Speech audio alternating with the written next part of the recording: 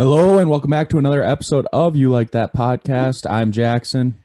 And I'm Matt. In this week's episode, we're going to be going over the world of sports updates. We're going to have a snake draft of our favorite animals, talk about our Minnesota Timberwolves and our Minnesota Wild, both of which are playing the exact opposite of each other right now. And we're going to end it with the Twitter mailbag. But let's get into it quickly. Just the important sports news from this week. This one came out this morning. J.J. Watt has signed with the Arizona Cardinals, 2-year, $31 million deal. A team that wasn't rumored to be getting J.J. Watt. I think the Cardinals kind of came out of nowhere. I just read that 9 teams were reaching out to J.J. Watt to try to sign him, and Arizona ended up getting him. But what are your thoughts on J.J. Watt to Arizona? It seems like that's usually how it goes when there's a big free agent out there. I mean, the Stephon Diggs, I don't think the Bills were, that was a while ago, but I don't think the Bills were really a top team to be in talks with them. I know it's always the teams that they have connections with or the Patriots pretty much. But it was obviously it was the Patriots with Diggs. It was the Patriots and the Redskins were the big ones, and the Patriots did offer. But I didn't think I didn't see him going to the Cardinals. I really thought he was going to the Bills. Which came out that they were the second. I think they were the second choice, but I never saw him going to the Packers. I just, the Packers made many bad moves, but you have a quarterback who wants weapons. You're going to pay that much money for a defensive player. That's not going to happen. So honestly, I kind of wish the Packers would have signed him. I was saying that today. Yes. Yeah, because so he's making $15 million a year for the next 2. They signed JJ Watt. They have less cap space than us. Like not much less, but they have less cap space than us. And they signed JJ Watt to that much money. They aren't gonna have the money to pay the weapons that Aaron Rodgers wants, which will piss him off even more. So if they would have offered JJ Watt 15 million, he would have signed with Green Bay. I honestly wouldn't have even been that mad. No, I was thinking the same thing today. He's not in his prime. He's not the dominant JJ Watt that he once was. He's a little more injury prone now, and with age, that never gets better. So, I was I wasn't going to be mad if the Packers were to end up with JJ Watt. But yeah, I went to the Cardinals. I think the Cardinals. I mean, it's a good fit. In my opinion, it's a little bit of an overpay, I suppose, but I think it's a good fit because Hassan Reddick, who is labeled as a bust, is year 1. He had a great year this year, and I think he's a good player. So Hassan Reddick, you got Budda Baker, Chandler Jones, who's coming back. It's a good defense, and if Kyler Murray and the offense puts things together, and Clint Kingsbury coaches a little better, this is a good team in the NFC. If there's any team that's gonna be able to pay the money that the Cardinals pay JJ Watt, it's gonna have to be a team with a franchise QB on a rookie deal, because they don't have to pay Kyler Murray yet, obviously, which helps a ton. It saves them like $25-30 million in cap space that he's on this rookie contract. So they have some expendable money there. They think they need to upgrade on defense to make themselves compete. I mean, he's going to make their defense better. Hopefully, for their sake, he can stay healthy. 2 out of the last 3 seasons, JJ Watt has had season-ending injuries, which Jackson said it doesn't help as you age. And the last time he was Defensive Player of the Year was 2015. So we're 6 years removed from that. We'll see if JJ Watt can return to at least partial form in Arizona, but Watt's on the move. It's going to be weird to see him outside of Houston and in a different jersey, because he's one of those players that's just like a lifer. And when you see him move teams, it just doesn't make any sense. Like we saw from Brady last offseason. But JJ Watt moving into the NFC. It's big news for the NFL. Some more big news from the NFL coming out of the earlier parts of last week was Russell Wilson's. We talked about this on the podcast before, just saying this is just random smoke. The smoke has caught a little bit of fire over the last month. Russell has made it, and his agent have made it clear that they are not super happy in Seattle. They think that They need to add offensive line to help him, and they haven't done that his entire career. So while they say that they're okay staying in Seattle, they want changes.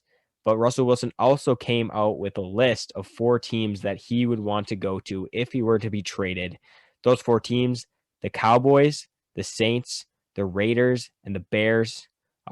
3 of 4 which are in the NFC. What are your thoughts on this list and the potential trade of Russell Wilson out of Seattle? Yeah, so I think we talked about this last podcast, I believe, but I think this is another just he's serious about being having options.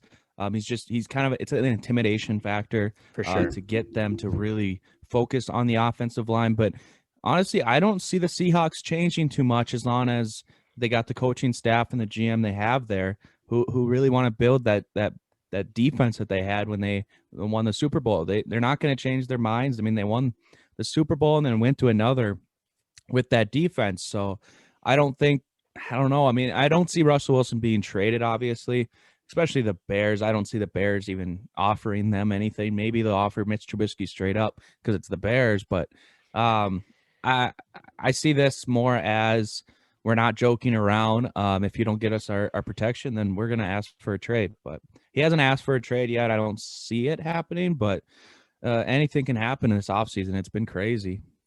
Yeah, if anything, it lights a fire under the Seahawks management's asses to start getting the team better, because obviously they didn't have a fantastic season this past year. They weren't bad by any means, but they also faded down the stretch. They were super inconsistent, and Russ never had an offensive line, so obviously that's an issue for him that he wants to have addressed this offseason. Underrated storyline coming out of this Russell Wilson maybe wanting out.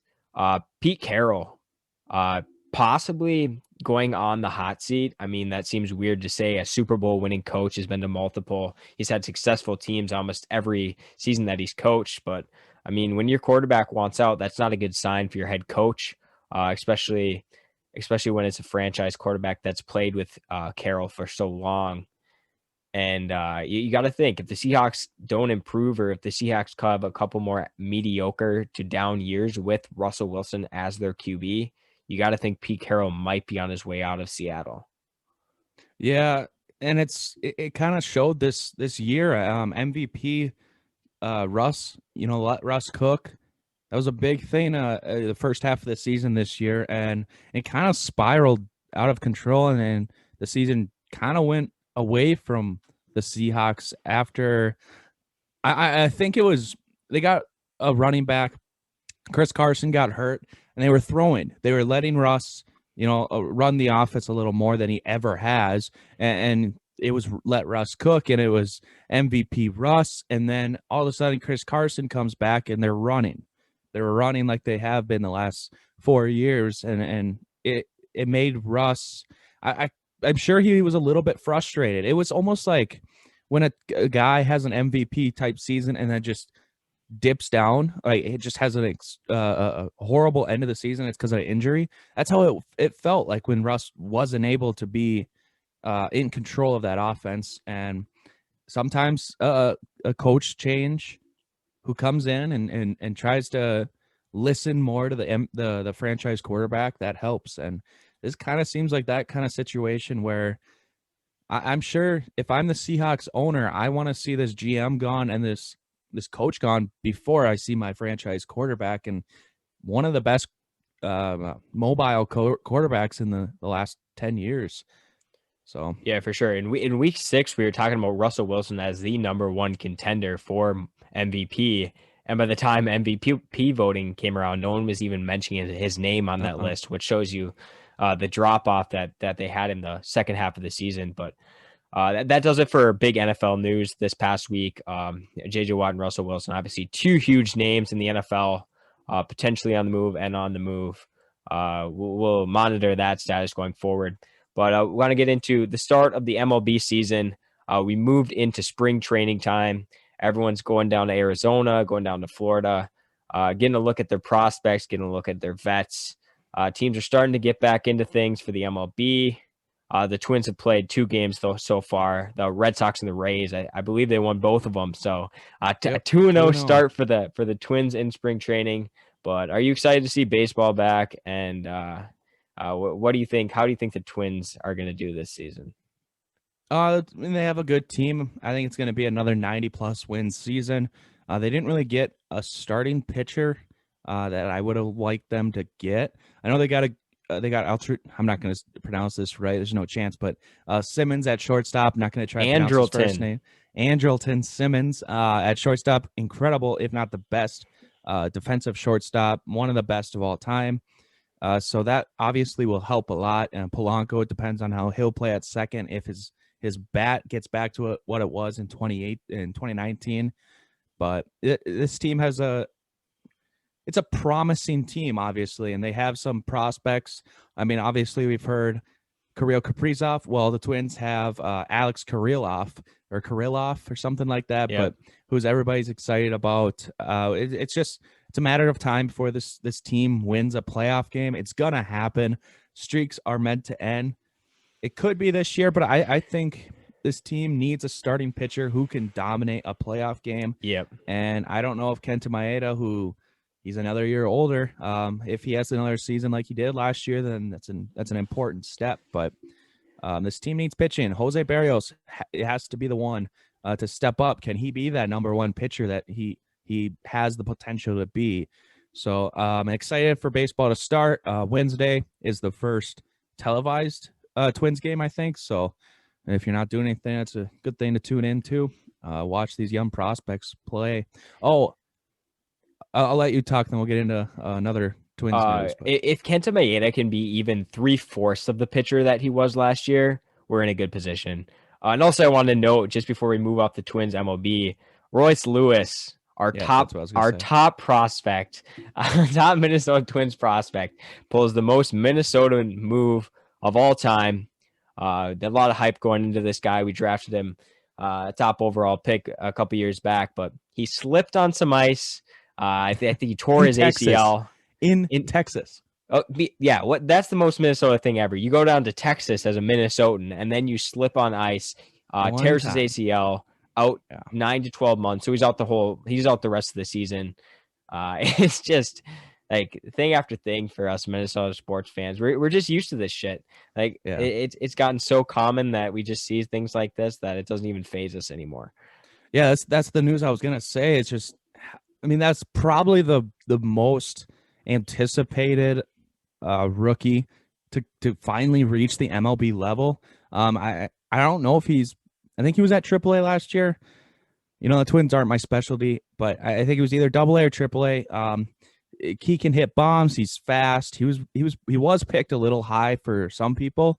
I know he was kind of a reach, but the Twins drafted straight him out of high school. So yeah, and so he took a while. He's been close to making this the MLB roster, but this year was probably going to be the year.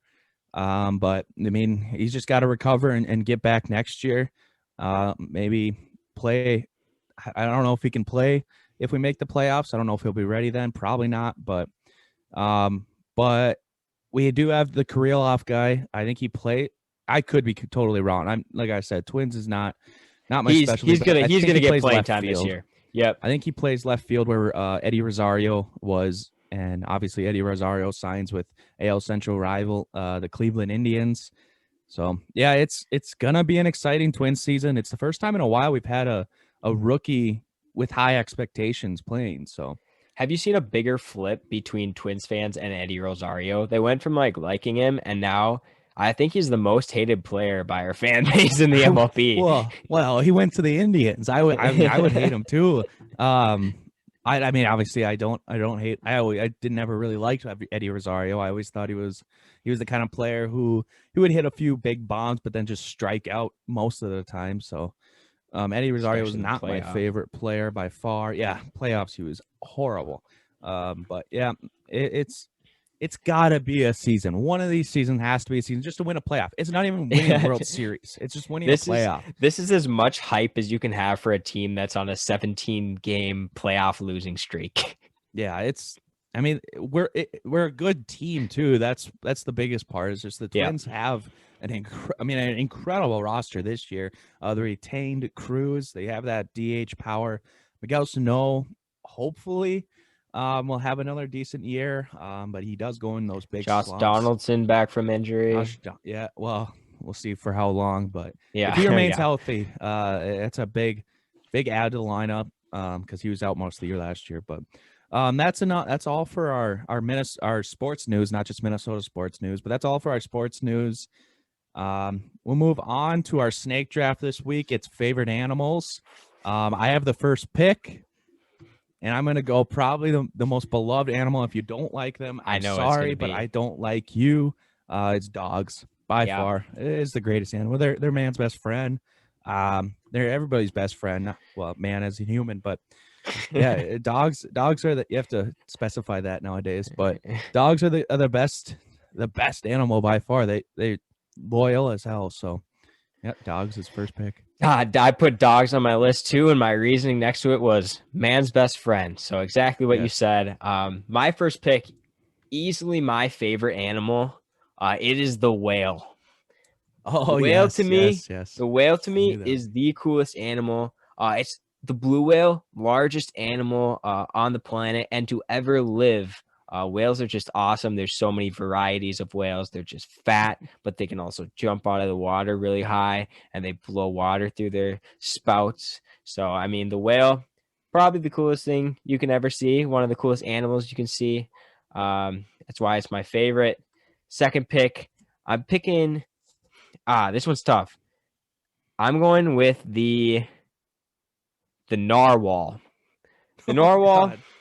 the narwhal is such a cool animal. It is literally everyone talks about unicorns, but unicorns are fake. The narwhal is just a unicorn that lives in the sea. It's got like a 10-foot long horn on its head, and Got a the giant only thing horn. that I would improve about the narwhal is if it actually like hunted with its horn. If it would spear animals with it and then eat them, would make the narwhal a little bit better. But narwhal, definitely one of the coolest animals on the planet, and that's why it's my second pick. All right, you got two in a row. Well, 2 weeks in a row I've gotten destroyed, and it might be another one just because I don't know. Maybe people think that my favorite stuff is very boring because I'm gonna go with fish as my second pick. I don't know if you listen to the other podcasts, I talk about fishing quite a bit. More specifically, the largemouth bass. It's probably my favorite and the most gorgeous fish there is out there. So I love fish. Every fish I just love. He's just a See, fan of fish. the little thing about some of my picks here is a lot of my favorite animals I kill at the same time. So, you know, Jackson's changing his list of favorite animals to murder. see a bass I won't kill. That's the only thing. I would never kill a bass. But my second pick, this was introduced to me today, but I think I'm going to keep this because there's no way you're going to pick this one. But I'm going to go lion. I love lions. Lions are They're cool. the king of the jungle. Male lion, more specifically, are just the coolest animal there is out there. They're huge. They have awesome manes, and Maine, yeah, next all level you have Maine. to say is the king of the jungle. So Yeah, the king of the jungle definitely tops a lot of animals. Those manes on the lions are just make them look yes, absolutely beautiful. All right, I'll pick my next two. I'm gonna go with the koala. that was on my list. I'm a big fan of the koala. They're They look awesome. they look cuddly. They're really awesome, really cool looking. My fun fact about the koala is that almost 100% of koalas have chlamydia. So I mean that's just an interesting fact. Koalas are just cool in general, but while they look cuddly, you probably shouldn't cuddle with them because there's a decent chance that you will get chlamydia. So just note that with my koala pick. I did My not know next, that. yeah, like almost 100% of koalas have chlamydia. So that's That's an a fun interesting fact. fact. Fact of the day. Uh, my next pick is going to be the grizzly bear. Grizzly That's on bear, mine too. yes, grizzly bear. one of the coolest animals, one of the scariest animals you can see in nature. Absolutely. But like if you ever just see videos of grizzly bear, your jaw drops by how cool looking they are. It definitely of the Midwest, one of your scariest animals, your top predators. There's cool animals. My fact about grizzly bears is that grizzly bears' claws grow up to 4 inches in length. So their claws Wow. are literally as long as human fingers, which is Wow. insane because they will just rip your head off or rip any part of your body off if you get anywhere close to them, making them one of the Sure. coolest predators, especially in the Midwest. See, All right, I you got I two. like black bears too. Just bears in Black bears general are are just sweet. so cool. I just pick grizzly bears because they're bigger. They're the meanest. Yeah, Yes. they're mean. Um, God, this is so hard. I wish we had more picks because I have so many animals here. But my next animal is probably, you know, this is probably a pet or an animal that I want as a pet the most, and it's a Capuchin. I don't know how to pronounce it, but a Capuchin monkey. Oh, I've seen those things. Yes, they're just like the tiny. I don't know if you ever watch Friends. It's Ross's monkey. Yes. I've always wanted just any monkey, really, but those are my favorite monkeys by far. I love Monkeys were on monkeys. my list. Monkeys are really cool. I mean, They're they either awesome. they sit on the pirate shoulders in movies, or Yeah, if they're in their jungle, they're swinging from tree to tree. and then Um, like a gorilla, they could beat the crap out of you. yeah, gorillas are horrifying. Preparing for this draft. I was looking just at pictures of gorillas and their how they walk on their giant fists. Yes, Oh, it's they are. awesome. Imagine coming across a gorilla in nature.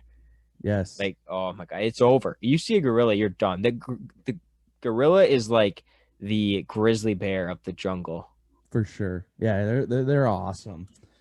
Oh, my second pick. There's just, you know, I found this deer before this draft, and I really want to put it in there thanks to a friend, but I just can't do it because I gotta go a Komodo dragon. A dragon. Komodo dragon.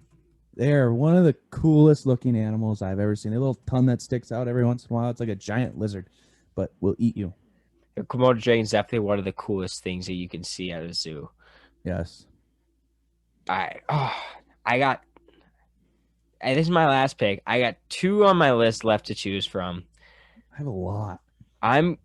We can do some honorable mentions. We will do. Uh, Yes. I'm gonna go. I'm gonna go the camel. Okay. Okay. The camel is the horse of Egypt. It's got two. It carries people. It's got two giant, just random humps on its back that carry water. Interesting fact about the camel that I found: the camel has 3 sets of eyelids and Oh, two rows of eyelashes for the purpose of keeping sand out of its eyes, which is probably the coolest thing ever. What else in the world interesting. has 3 sets of eyelids? There's I don't know, but do frogs have a few sets of eyelids? There's I have something no else that has idea. two for water though. But yeah, So I'm gonna go that's camel awesome. because of Yeah. their humps and their 3 sets of eyelids. All right, let's go two honorable mentions All right. each. You go first. My first one is gonna be hippos. Hippos are like Ah, the that's a good one. fattest animal in nature. It's the Pat They Williams two of nature. the Pat Williams of nature. But fun fact about the hippo, even though they're 2,000 to 4,000 pounds, they can run up to 30 miles an hour. Terrifying. They can run from 15 to 30 miles an hour, which is like 100 times faster than Kyle Rudolph. And these guys are the thousands of pounds. So imagine throwing a hippopotamus out at tight end. For Kyle Easy Rudolph, he's win probably doing more than Kyle is out there. So for sure. hippos is my first honorable mention. I'll let you do one. I got to find another one while you're doing that. Okay, I might have to do an extra one at the end just because. But I found this type of deer. I'm not sure where they live. Looks like somewhere probably in I don't know, a rainforest. I don't know, but it's a tufty or a tufted deer. Only Oh my YouTubers can see God. the picture of That it, but look that's up a tufted fake. deer. That is fake. There's no way that's a real deer. I have no idea. I was just told to look it up and it would be my favorite, and it's the coolest looking deer I've ever If seen. it for you guys can't see it, either go look on YouTube, but I'll describe it to you. It is literally a deer that has vampire fangs. Yes, So for I mean, sure. I don't think that thing can be real. Where does it I live? have no idea. Um, Good radio. Well, you find out where it lives. I'm gonna give you my second Damp, one. Oh, you damp got it. forests in above sea level. So literally anywhere with Damp forest. forests nearby freshwater. Freshwater? What? There's no way. There's no way this thing's real. I We would have them here if they live by damp forest and fresh water because we are probably have the Central freshest China. water. That makes sense. It's in That would China. make sense. It's yeah. It's They probably just one of probably them. It's probably was just a normal deer. Then it breathed the air in yeah China and breathe grew in all fangs. the air in China from their overpopulation and grew fangs. All right, my second one is gonna be the armadillo. Oh, that's a good one. Armadillo, the armored animal of the South. It can just roll up in a ball and protect itself. Um, yeah, they're really cool. Let's see, what do their habits say? Armadillos are not social creatures and spend most of their time sleeping, up to 16 hours a day. But during morning and evenings, they forage for food. But the coolest thing about them, obviously, when predators come at them, they just roll up into a ball and then it's like trying to eat a rock. So, I mean, that's one of the best defense mechanisms in all of Mother Nature is Yes, the that's armadillo. awesome. This would not be an American podcast if I didn't say one of my favorite animals was a bald eagle. So I have to put that as an honorable mention. One of the most gorgeous birds to fly in the sky. Another one I had was a white-tailed deer. I just love looking at white-tailed deer. Fun story. I almost hit one on the way here, but another animal that I enjoy killing. But beautiful animal in itself. I also have a duck, so another thing I enjoy killing. But So are these your favorite animals or just like your favorite animals to look, like there's a reason hunt? why people, when you shoot them, you hang them up on the wall. I guess so. I guess so. They're That just makes they're just sense. gorgeous specimen. But that's all for my list. Again, we'll put these up, and you can vote for them on the You Like That podcast page. And for the people who want to see the tufted deer, go check out our YouTube. Yes. Moving on, we'll move on to some Minnesota Timberwolves news. There's, I mean, it's not getting any better, so No, we'll it just can't. move on Yeah. to it. So the first thing I want to ask you is just Malik Beasley was suspended. What was it, 12 games? 12-game suspension. How does this affect the already struggling rotation? Well, this makes the Timberwolves dive even deeper into their shit bench. Let's see. Jalen Noel, he's been a decent player for us. Second-year player out of Washington. He's going to grab some more minutes because obviously Malik Beasley plays shooting guard and Noel plays the same position. So Noel's going to start picking up a few minutes. And then we're also going to see Jarrett Culver, who just returned from injury. He's going to grab a few more minutes as well. But yeah, it definitely hurts. There's no other 3-point shooter as on the roster, even close to as good as Malik Beasley is at shooting. So there's definitely going to be a big hole in that rotation, especially since Malik's been our best player. Not even our best like shooting guard, or he's been our best player so far this season. Obviously, Cat's been hurt for a while. D'Lo's been hurt, so Malik has really stepped up, and now we don't have him for 12 games, which hurts. The rotation's getting even weaker, and the Wolves are going to look to lose quite a few of their upcoming schedule with him out. Yeah, I mean, scoring 97 points in the NBA, it doesn't look good, and that's obviously from an absence of your best player. So the Timberwolves, 8-game losing streak. When are they going to win? That's a fantastic question. It looks like never, honestly. It looks like the Timberwolves are never going to win. They're the worst team in the league right now. Upcoming games for us, we have the Hornets. We're going to get a LaMelo Ball, Anthony Edwards rematch right before All-Star, last game before All-Star break. And then we got All-Star break. We're coming out. We play the Pelicans, Blazers, Lakers, Suns, all of which are, I mean, the Pelicans haven't played great this year, but all those other teams have been pretty solid.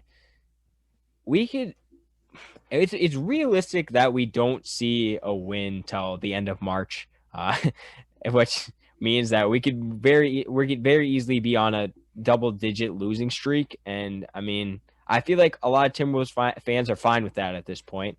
Um, when you're this bad, you don't have a chance at the playoffs anyways, and you just want to lose to increase your chances of keeping your draft pick. So when do I expect us to win? I don't expect us to win until sometime after All-Star break, because I feel like the Hornets will beat us going into break. Yeah. So Cat's been back.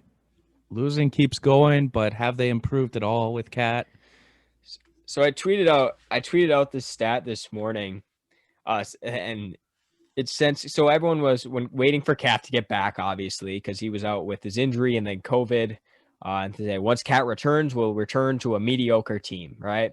Cat comes back, D'Lo gets hurt immediately. D'Lo hasn't even played with Cat this season outside of the first two games. So since Cat has returned, the Wolves are 1-10. We're 26th in offensive rating, 23rd in defensive rating, fourth worst point differential in the NBA. And compared to the 11 games prior to Cat return, we are worse than those games too. So Cat being back has not made our team better, whether that's an issue with Cat or the issue with the rest of the roster. It has not been good. And it's not looking up either. I tweeted, because everyone thinks with everyone healthy, we're going to be a very, very good team, or a good team at least. I tweeted out, you looking at these stats, even with Cat back, D'Lo being back with Cat does not make us a good team. We have so much more issues on this roster to fix that even everyone healthy, we're still not a playoff team. We've got a lot of work to do. Timberwolves have been the worst team in the league have been the worst team since like 2000, the worst team in the league. Probably one of the worst franchises in sports. So we've got a lot of work to do. It's good to have optimism, but in the Wolves case, it's very, very difficult to have optimism because we've been so incredibly bad. So with whenever D'Angelo comes back healthy, and then Cat being healthy, who's going to be that number 3 to step up and be that number 3 scorer?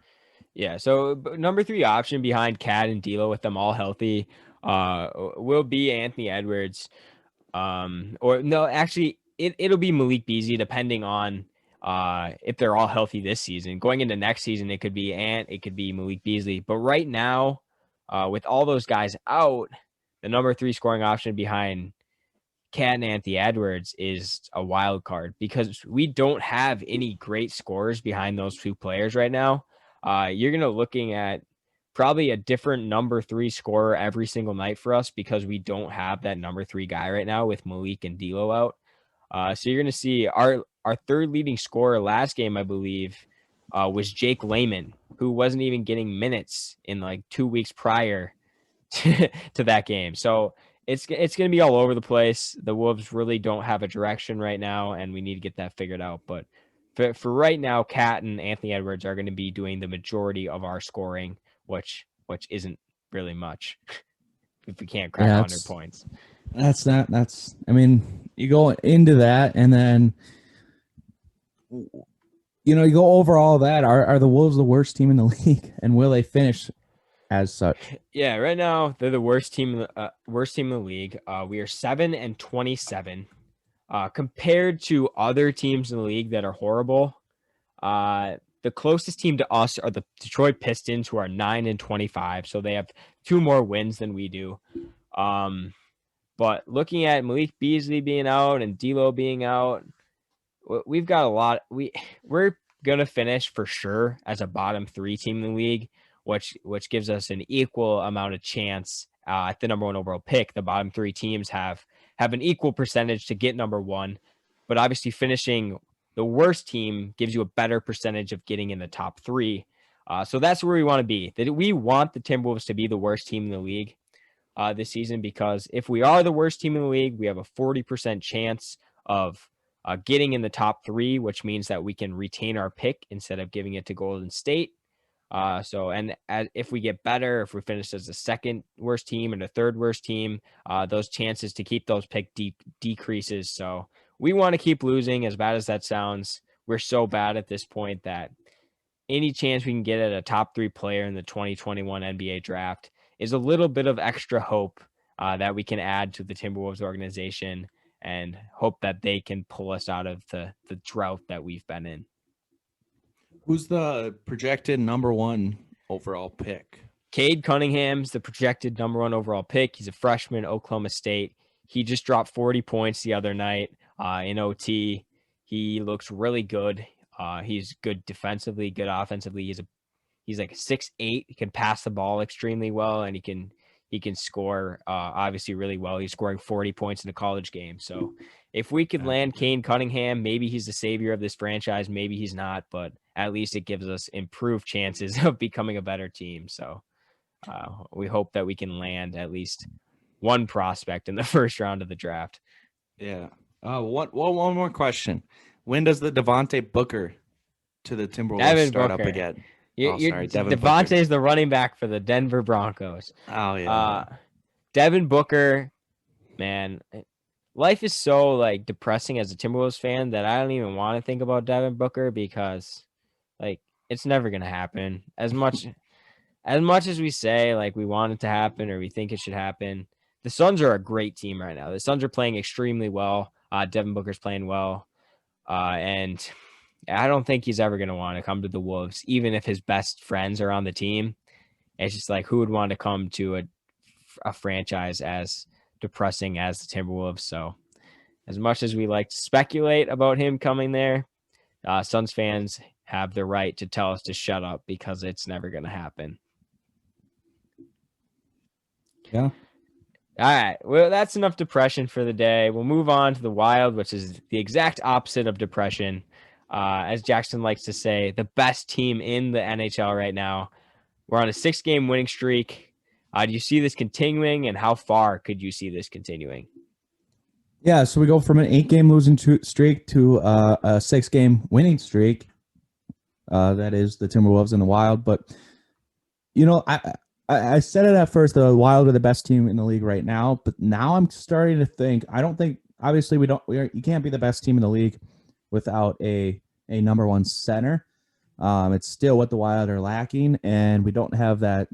Kirill Kaprizov's pretty close. We don't quite have that like Austin Matthews, Nathan McKinnon superstar quite yet.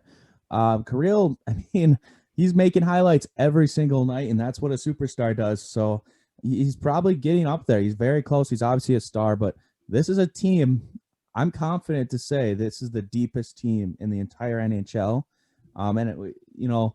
Depth's been a big thing for the Wild the last couple years, but we've never had a player who can go out and create offense out of nothing. And last year, the explosion of Fiala was a step in the right direction. And now we have Kirill Kaprizov, who's making highlights every single night and by far the leading rookie scorer in the entire NHL. This is a team that could go on a run, and we'll really see tonight and Wednesday with the Golden Knights, probably one of the best teams in the league. So we're second in the division right now. We win, we're first, and then we lose, we're second again in the next game, I guess. But this is a team that I could definitely see, obviously, going on a run in the playoffs. I think they're set for it. Injuries obviously happen to teams, so hopefully that doesn't. But I mean, I don't see many trades coming up, but it's an exciting team. The other thing that is helping this team a lot is goaltending, which they have not had in the last couple of years, is consistent goaltending. And Kaapo Kakkonen and Cam Talbot are stepping up, and they played excellent, like excellent. Kakkonen's going to be a Calder finalist at this rate too. He's going to be competing with Kirill, 2 Calder finalists for the Minnesota Wild. That's crazy. I haven't heard that for a while, so it's exciting for sure. The face of this franchise has changed completely in the last year. Obviously, with Kevin Fiala coming into his own, and Kirill Kaprizov coming to the league and shining like he has. A lot of roster turnover. Another one of those players that has just left the Minnesota Wild, claimed by Edmonton, Alex Stalock. Does this affect the outlook of Kakkonen or Talbot, or what effect does this have on the Wild? So this was a result of Alex Stalock coming off the COVID protocol. He was hurt this year. The Wild obviously would like to keep him. That's why he was waived, because you have to clear waivers to get on the taxi squad, and that's where he would have been placed. But he's a good goaltender. He's a good backup goaltender. It saves quite a bit of money. We now have, I think, over a little tiny bit over $1 million finally in cap space. Yeah, it was cool to have Alex Stalock. He had a good year last year, a great year in his standards. He's been a career backup, and a kid from St. Paul playing for his hometown. It was pretty cool. So he's given that Hockey Day Minnesota overtime win moments like last year. So it's kind of sad to see a hometown kid go, but it's almost a good thing if you think about it, because Kakkonen and Stalock have been so good that they're forced Alex Stalock out of a job, and I think he's going to succeed being. I don't know what he's going to be with the Oilers. I'm sure he's going to be a taxi squad because they have Koskinen and Mike Smith, and Mike Smith's been having a decent start. So I'm sure he'll get some playing time, but it sucks to see him go, but it does help in the long run, add some cap space. So. One player that struggled with us last year and has, since he's came back this year, has been extremely good. Matt Zuccarello, third star of the week for the entire NHL. How important is he to the Wild's success, and what does him being good do for the players around him? Yeah, so Matt's is an established veteran, and the struggles last year, it seems it's coming out that he was a little injured last year. You hear that a lot about veterans who had a bad year going to a new team, or just having a down year. I mean, he was a heck of a player with the Rangers for how long he was there, and then getting traded to Dallas and getting hurt, missing that. He had a good playoff too with Dallas before he got hurt. So he's a good player. We knew he was. It was disappointing last year. Started off well, then just trailed off and didn't end the year very well. Then he had that surgery. He's looked excellent. I mean, he's looked like the Matt Zuccarello of old on the New York Rangers. He snipes. He makes plays.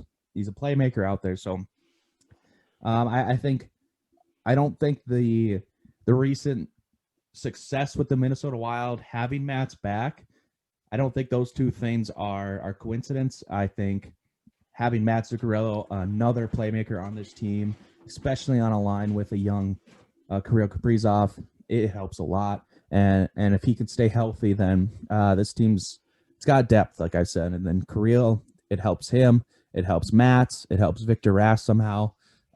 But yeah, I think having Matt Zuccarello have success makes this team better. He's going to be extremely important going forward too. We got an upcoming series here against the Las Vegas Golden Knights, who are very good this season. It starts tonight. Podcast will be out after the game, but how important is winning these two games in like playoff seeding, or like fighting for the playoffs, divisional, whatever standings?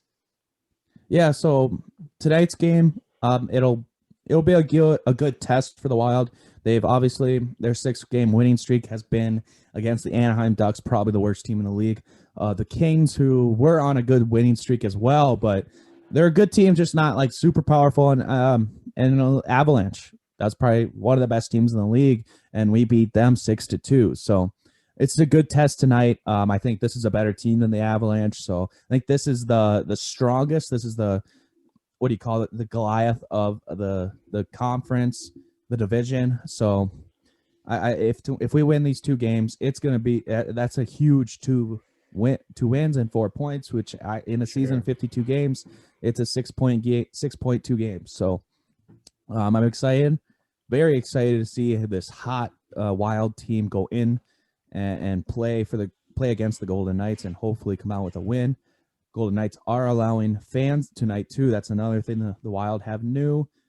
So probably quite a bit of Wild fans will be in attendance tonight too. So it's going to be exciting. If you're a Minnesota sports fan, obviously it's been tough with the Wolves and the Golden Gophers basketball team this winter. Golden Gophers basketball were ranked at one point, and now they've lost so many games in a row that they don't even have a chance at the tournament because they've been playing so bad. So if you're one of those fans, just look to the Wild because they'll give you some hope. They'll give you something to cheer for.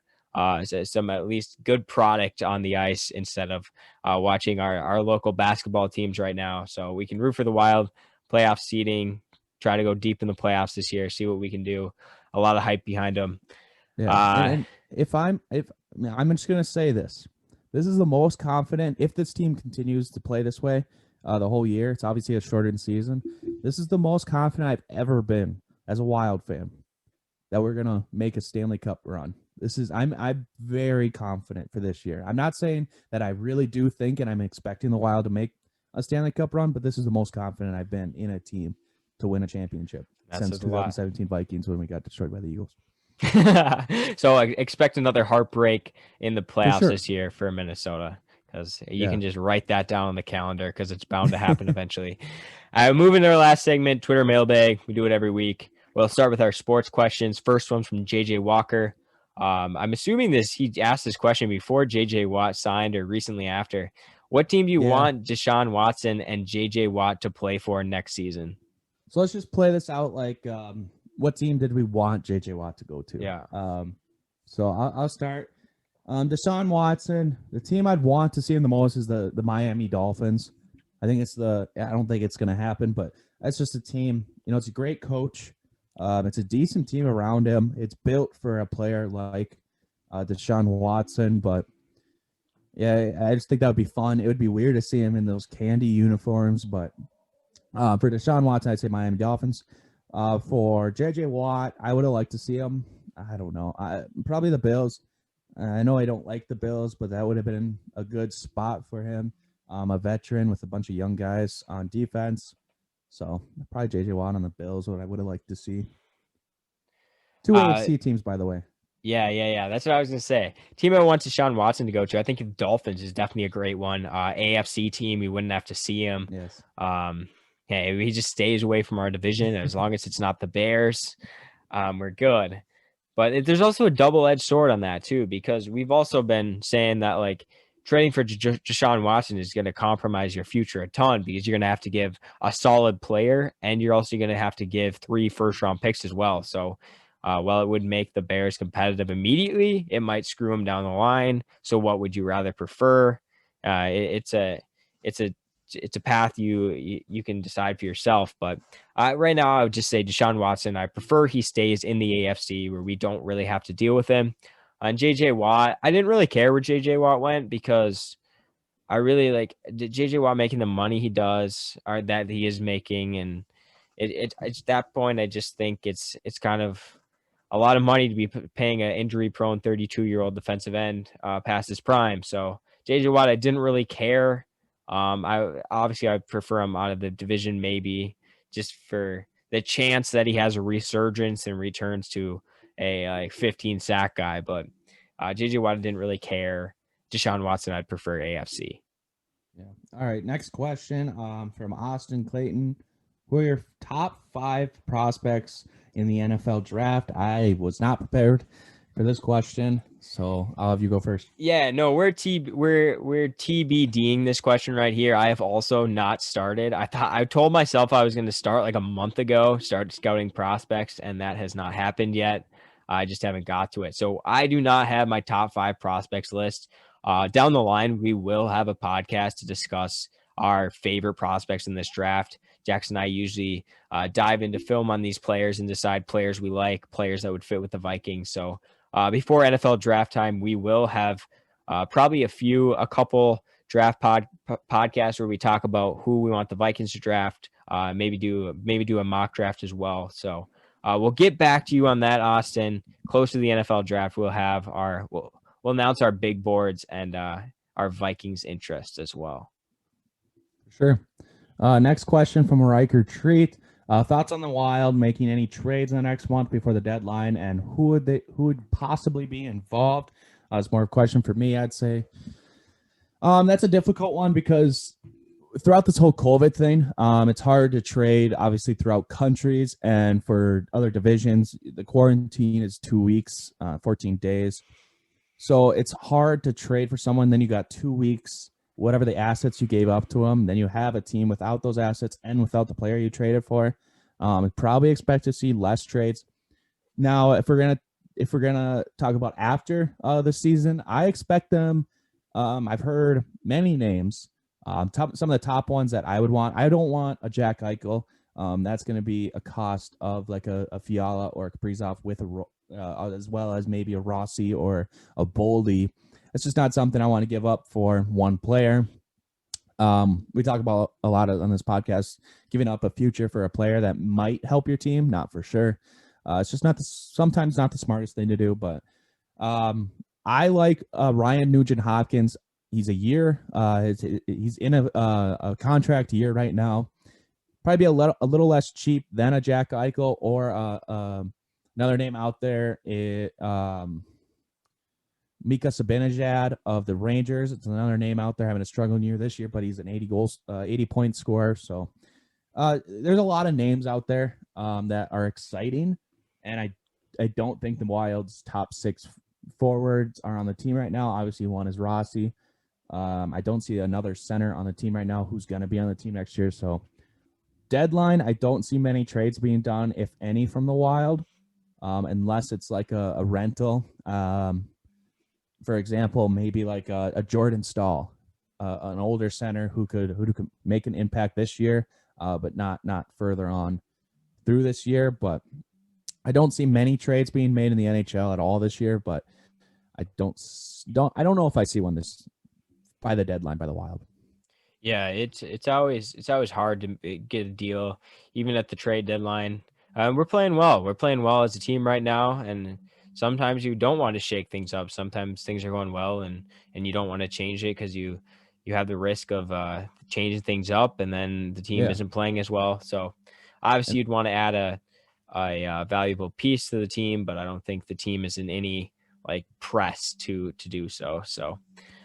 Next question comes from Kaprizov Club, which is also another Wild question for you.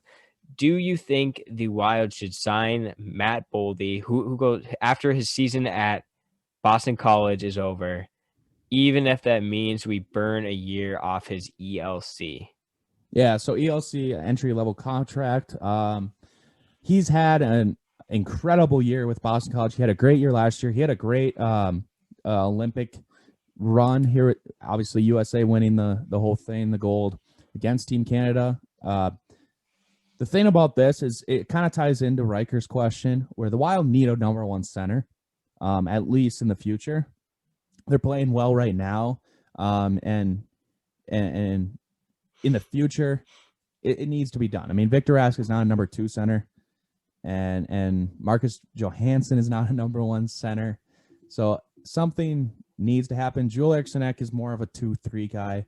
Incredible defensive. He's showing offensive strike this year, but I don't think he's a number 1 center in the NHL, at least yet. He could be, but Matthew Boldy won't be the number 1. He could come into number 2. He could be playing alongside or in the middle of Kaprizov and Mats. I don't know.